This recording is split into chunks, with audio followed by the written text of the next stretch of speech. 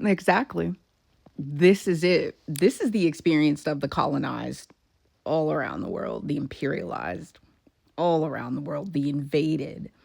Those people who were butchered, bloodied, and brutalized in the name of their father, not the commenter, but the Christians who presented themselves as many things and in the end, not openly as really what they were, scam artists. Many people are going to say, and many of them correctly, that the kind of Christianity that was spread around the world was imperialized, et cetera, et cetera. And I call it the broken buck of all centuries because its God could not muster enough strength to save its own good name. That's why I tell people you really, before you go and you say, "Oh, I love this God is my God," and never really evaluate why, like why this God is your God, where that comes from, who told you that, why you should even feel any allegiance to an individual, a deity, a being who allowed itself to be chained, like knowledge of it, chained, enslaved for the purposes of empire. Many empires, not just the ones that we study in history, many empires, and allow the knowledge of it to be brutalized, bastardized, adulterated, and poisoned, used as a poison and a reason to butcher. Like, why that God couldn't muster the courage, the gumption, the need, the desire to issue version control, like fierce, stark prohibitions. Dadgum, what is the word? To smite, to just stand up and smite those who took its name in vain, instead of allowing people to believe in this radical sense of grace, which would provide them the ability to still kill and destroy all around the world in that God's name, and then just be forgiven.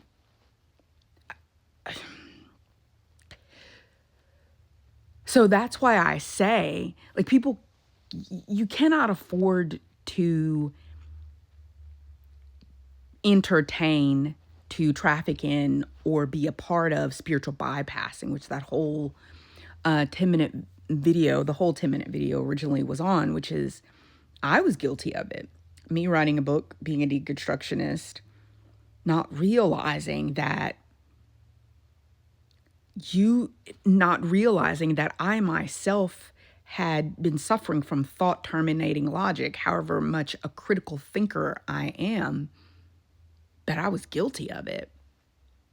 And until we stop bypassing our obligation to be aware of what we're worshiping, why we're worshiping it, who told us we had to worship it, what's the history of that belief system? Because once you start digging into that with Christianity, it gets a little tougher to make that emotional decision. It gets real, real tough to come under the illusion of this conclusion that I gotta say yeah because I want that spiritual cookie, that end. I call it the cookie. But it's just that reward for believing in what you cannot see, and the fact that you believe in it forms the basis and the proof that it exists. Without trying that belief, that deity, the fact that you must believe in it, trying it by fire, castigating it, warring with it, tussling, like Jacob with God, or some people say the angel, warring with that thing, chewing it up, digesting it over time. Because in truth, and I don't even know if I have argued that on this channel, that I don't even think I've gotten that far in the things that I could talk about, but I would have to ask most Christians, do you actually love that God? Do you really? Or are you afraid? Is your allegiance based in fear?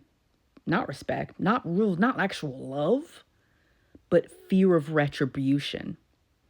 And that's the abuse that the commenter 13 Moons is referring to. I mean, it's abuse. Like we were abused into it, forced into it. Like what kind of God? And let's just focus on its adherents. What kind of set of adherents of a God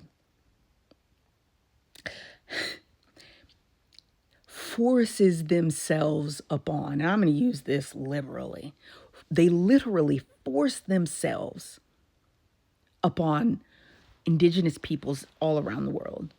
Still do it to this day.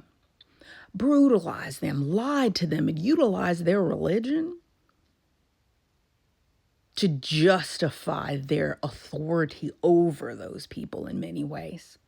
And I get it, in different areas, different people use different tactics, but it's still the blame rests with the God in which they claim to believe. Because quite frankly, and I've argued this before, and I was going to see how much time I have left because I don't, to go back through this. I've tried to explain to people that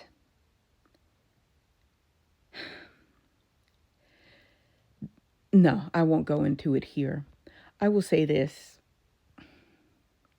People really got to start asking why. Why that God?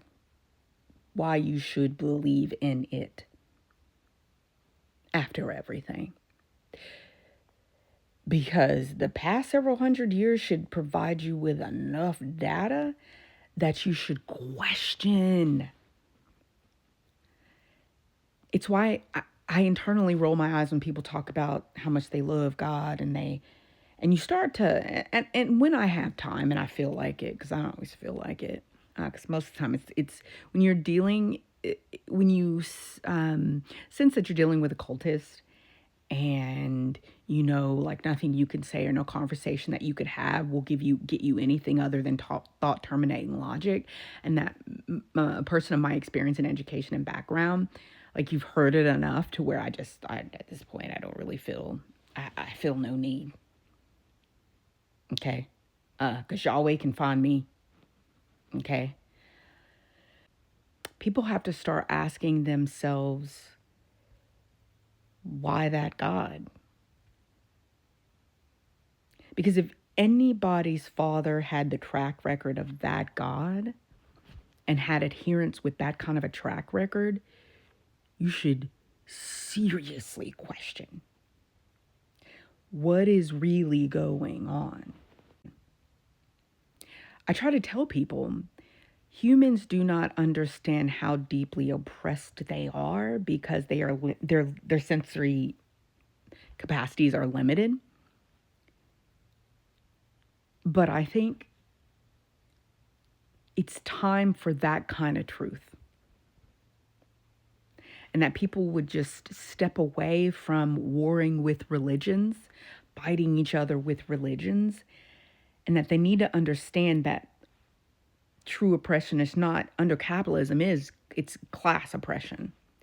Okay, the 1% using the pyramid scheme to oppress the masses.